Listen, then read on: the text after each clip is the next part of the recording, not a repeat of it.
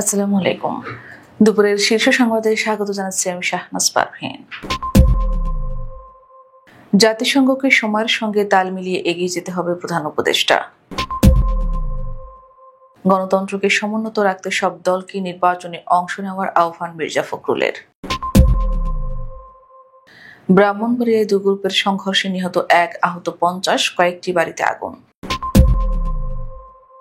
বিমানবন্দরে আগুনের ঘটনা তদন্তে আসছে 4 দেশের বিশেষজ্ঞ টিম, স্বরাষ্ট্র উপদেষ্টা।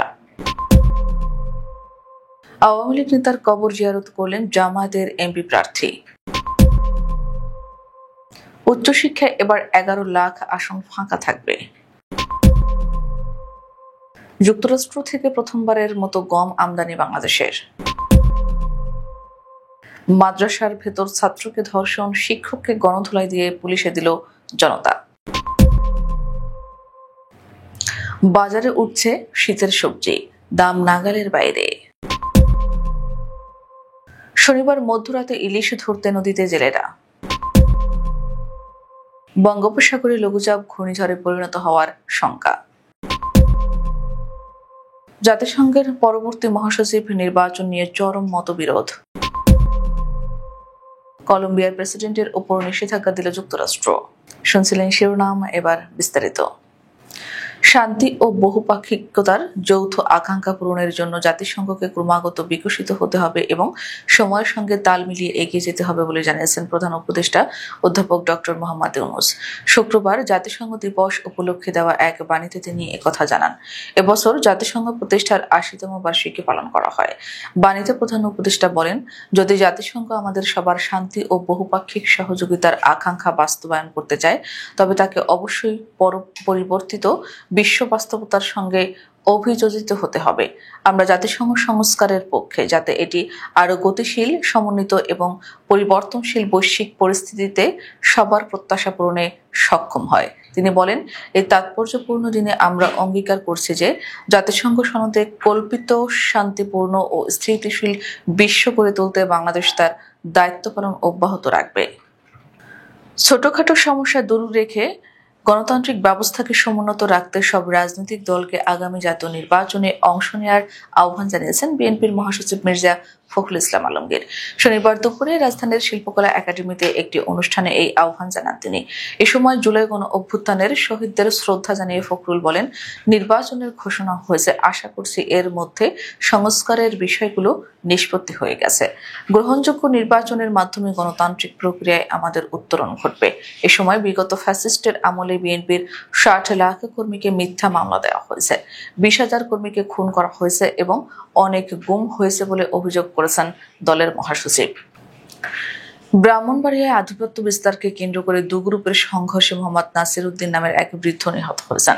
শনিবার সকাল 6টার দিকে সদর উপজেলার সাদেকপুর ইউনিয়নের বিরামপুর গ্রামে এ ঘটনা ঘটে। নিহত নাসির ওই গ্রামের মৃত মইজ উদ্দিনের ছেলে। এ ঘটনায় উভয় পক্ষের অন্তত 50 জন আহত হয়েছেন। তাদেরকে বিভিন্ন হাসপাতালে চিকিৎসা দেওয়া হচ্ছে।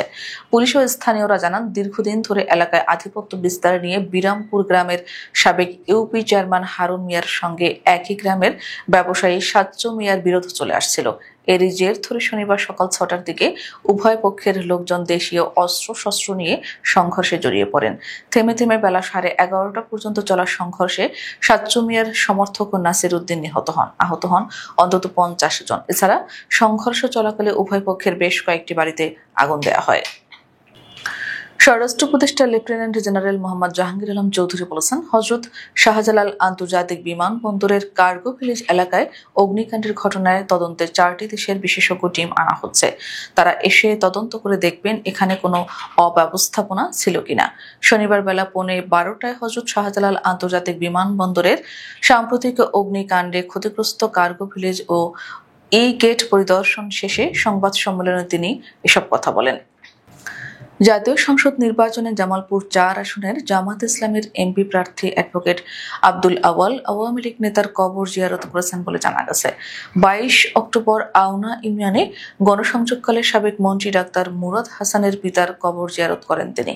এলাকাবাসী সূত্রে জানা গেছে, গত বুধবার উপজেলার আওনা ইউনিয়নের পাখিমারা দৌলতপুর এলাকায় জামাত ইসলামের এমপি প্রার্থী অ্যাডভোকেট আব্দুল আওয়াল নেতাকর্মীদের নিয়ে গণসংযোগ করেন। এ সময় বিতর্কিত সাবেক মন্ত্রী ডাক্তার মুরাদ হাসানের পিতা, আওয়ামী লীগের কেন্দ্রীয় কার্যনির্বাহী কমিটির সাবেক সদস্য ও জেলা আওয়ামী লীগের সাবেক সভাপতি মরহুম অ্যাডভোকেট মতিয়ার রহমান তালুকদারের কবর জিয়ারত করেন তিনি। এ সময় মরহুমের রুহের মাগফিরাত কামনা করে দোয়া ও মোনাজাত করেন তিনি।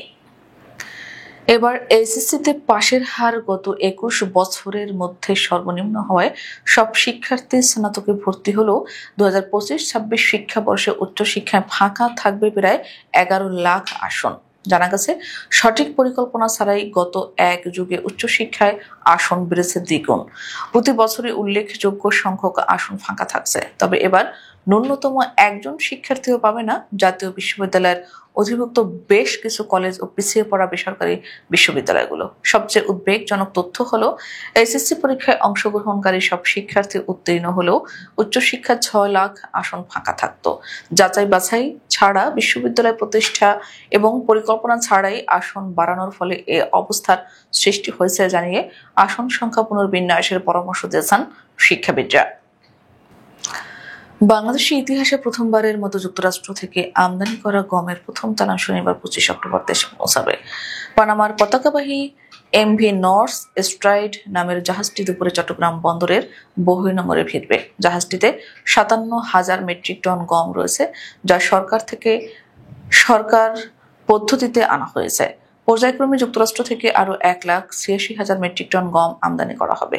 এদিকে যুক্তরাষ্ট্র থেকে আমদানিকৃত গমের নমুনা সংগ্রহ ও খালাস প্রক্রিয়া মনিটরিং করতে খাদ্য মন্ত্রণালয়ের একটি উচ্চ পর্যায়ের টিম চট্টগ্রামে এসেছে। টিমের নেতৃত্ব দিচ্ছেন মন্ত্রণালয়ের অতিরিক্ত সচিব সংগ্রহ ও সরবরাহ অনুবিভাগ ASM কামরুজ্জামান।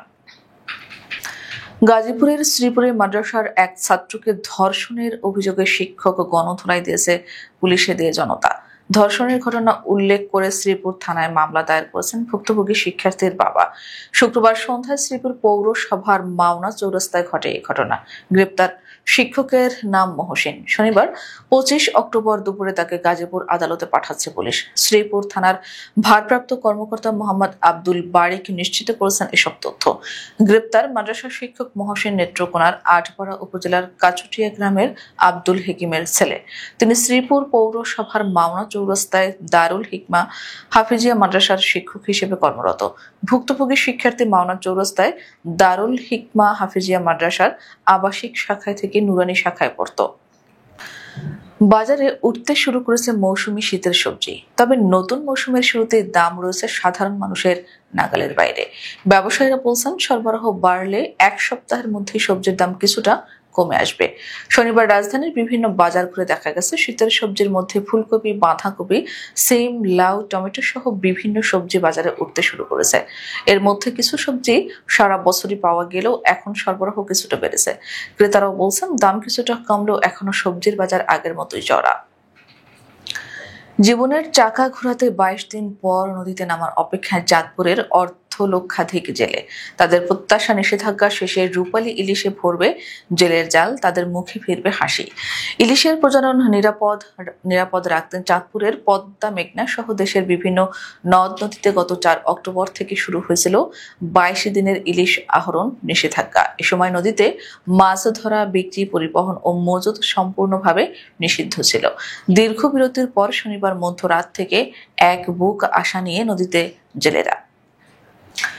দক্ষিণ পূর্ব বঙ্গোপসাগর ও তৎসংলগ্ন এলাকায় সৃষ্ট একটি লঘুচাপ ঘনীভূত হয়ে ঘূর্ণিঝড়ে রূপ নিতে পারে বলে জানিয়েছে বাংলাদেশ ওয়েদার অবজারভেশন টিম। এই নিম্নচাপের প্রভাবে আগামী কয়েকদিন সমুদ্রের পরিস্থিতি উত্তাল থাকার কথাও জানিয়েছে সংস্থাটি। শনিবার বাংলাদেশ ওয়েদার অবজারভেশন টিম এ তথ্য জানায়। দক্ষিণ পূর্ব বঙ্গোপসাগর ও তৎসংলগ্ন এলাকায় লঘুচাপটি আজ সুস্পষ্ট লঘুচাপ ও নিম্নচাপে পরিণত হতে পারে। এটি আরও ঘনীভূত হয়ে ২৬ থেকে ২৭ অক্টোবর গভীর নিম্নচাপ এবং পরবর্তী সময়ে একটি সাধারণ মানের ঘূর্ণিঝড়ে পরিণত হওয়ার শঙ্কা রয়েছে। জাতিসংঘ মহাসচিব নির্বাচনের যোগ্যতা বনাম আঞ্চলিক প্রত্যাশা নিয়ে মতবিরোধ। জাতিসংঘের পরবর্তী মহাসচিব নির্বাচনে প্রার্থীদের বিশ্বের সব অঞ্চল থেকে বিবেচনা করা হবে বলে জানিয়েছে যুক্তরাষ্ট্র। এই অবস্থান ল্যাটিন আমেরিকার দেশগুলোর মধ্যে অসন্তোষ সৃষ্টি করতে পারে, কারণ তারা মনে করছে এইবার মহাসচিবের পদে ল্যাটিন আমেরিকার পালা। জাতিসংঘের 10তম মহাসচিব নির্বাচিত হবেন আগামী বছর এবং তার মেয়াদ শুরু হবে 2027 সালের 1 জানুয়ারি থেকে। ঐতিহ্য অনুযায়ী এই পদটি আঞ্চলিক ঘূর্ণনের ভিত্তিতে বণ্টিত হয়, যেখানে পরবর্তী পালা ল্যাটিন আমেরিকা ও ক্যারিবীয় অঞ্চলের। যুক্তরাষ্ট্রের জাতিসংঘ উপরাষ্ট্রদূত ডরোথি শিয়া বলেন, একটি গুরুত্বপূর্ণ পদের জন্য নির্বাচন সম্পূর্ণ যোগ্যতার ভিত্তিতে হওয়া উচিত। যত বেশি সংখ্যক প্রার্থী অন্তর্ভুক্ত হবে ততই ভালো। তিনি আরো বলেন, যুক্তরাষ্ট্র সব আঞ্চলিক গোষ্ঠী থেকে প্রার্থিতা আহ্বান করবে। মার্কিন প্রেসিডেন্ট ডোনাল্ড ট্রাম্পের কট্টর সমালোচক হিসেবে পরিচিত কলম্বিয়ার প্রেসিডেন্ট গুস্তাভো পেট্রো তার স্ত্রী এবং ছেলেকে নিষেধাজ্ঞা দিয়েছে যুক্তরাষ্ট্রের ট্রেজারি মন্ত্রণালয়।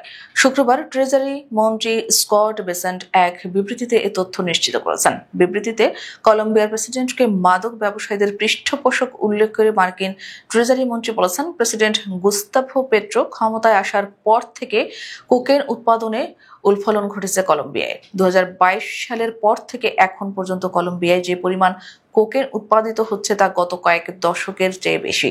এই বিপুল পরিমাণ কোকেন বন্যার মতো প্রবেশ করছে যুক্তরাষ্ট্রে এবং মার্কিনীদের জীবন বিষময় করে তুলছে। আমাদের পরবর্তী রাতের শীর্ষ সংবাদ দেখার আমন্ত্রণ জানিয়ে এখনকার মতো বিদায় নিচ্ছি। দর্শক, ভিডিওটি শেষ পর্যন্ত দেখার জন্য আপনাকে অসংখ্য ধন্যবাদ। নিত্য নতুন সংবাদ পেতে আমাদের ইউটিউব চ্যানেলটি সাবস্ক্রাইব করুন ও নিয়মিত নোটিফিকেশন পেতে বেল বাটনটি ক্লিক করুন এবং আমাদের ফেসবুক পেজটিতে লাইক করুন। এছাড়াও আমাদের ভিডিওতে লাইক দিয়ে শেয়ার করুন। আল্লাহ হাফেজ।